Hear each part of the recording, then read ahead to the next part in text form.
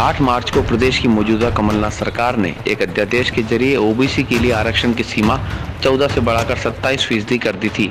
लेकिन मध्य प्रदेश हाईकोर्ट ने राज्य शासन को तगड़ा झटका देते हुए एक महत्वपूर्ण अंतरिम आदेश के जरिए राज्य शासन द्वारा अन्य पिछड़ा वर्ग के लिए किए गए 27% आरक्षण के प्रावधान पर रोक लगा दी। पर कांग्रेस इस मुद्दे को लोकसभा चुनाव में भुनाने को लेकर धन्यवाद सम्मेलन विभिन्न जगहों पर करने में लगी है। ऐसा एक आयोजन नीमच के बिसलवास गांव में आयोजित किया गया, जिसमें पूर्व सांसद मीनाक्षी नटराजन भी शामिल हुई। हालांकि इस कार्यक्रम में कांग्रेस के पिछड़ा वर्ग के प्रदेश अध्यक्ष राजमणि पटेल को भी शामिल होना था, लेकिन वे किसी कारणवश उपस्थित नहीं हो पाए।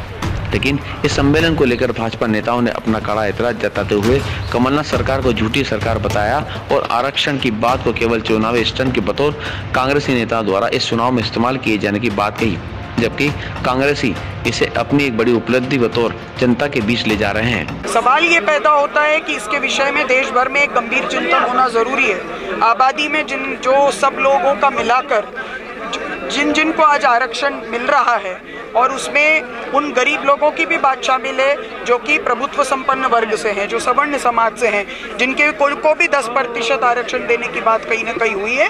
ये सारी बातें संविधान के स्तर पर पुनः विवेचना की है और उस पर भारतीय जनता पार्टी ने हमेशा से ही इस तरह की बातें की है। लेकिन हम सब जानते हैं कि 14% आरक्षण भी कांग्रेस ने दिया और 27% आरक्षण की जो मंशा है वो भी मध्य प्रदेश सरकार की बिल्कुल स्पष्ट है। हाईकोर्ट ने उस पर रोक लगाया, मुझे भी इसकी जानकारी है, लेकिन कांग्रेस की जो चुनी हुई सरकार है उसकी मंशा स्पष्ट है और हम इसकी लड़ाई लड़ेंगे। जब से कमलनाथ जी की सरकार बनी है तब से सिर्फ और सिर्फ झूठे वादे ही अभी तक किए गए हैं, चाहे वो किसानों को ले लो, चाहे वो ओबीसी को ले लो। जब इनने घोषणा की थी ओबीसी को 27% आरक्षण देने की, लेकिन जबलपुर हाई कोर्ट में अभी स्टे लग गया है। तो फिर ये किस बात का धन्यवाद ज्ञापित कर रहे हैं या धन्यवाद का आयोजन कर रहे हैं बिसलवास कला में? ये कांग्रेस की सरकार झूठी सरकार है और झूठे जुमले वाली सरकार है। अभी तक जितने वादे चुनाव में इनने किए, हम भी क्षेत्र में घूमकर जनता से पूछ रहे हैं, हमारे बीच लोग आ रहे हैं, किसान भी आ रहे हैं, लेकिन अभी तक एक भी वादा इनने पूरा नहीं किया है।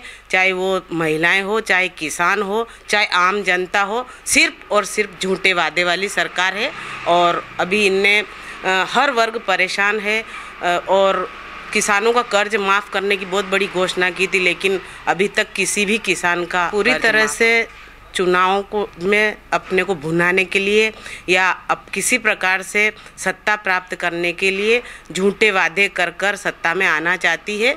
जबकि स्टे ऑलरेडी लगा हुआ है, तो किसी भी कीमत पर ये प्रस्ताव ही पास नहीं हुआ तो कैसे ये सरकार है? कमलनाथ जी की सरकार पूरी तरह झूठी सरकार है और ये चुनावी स्टंट है, पूरी तरह झूठ है।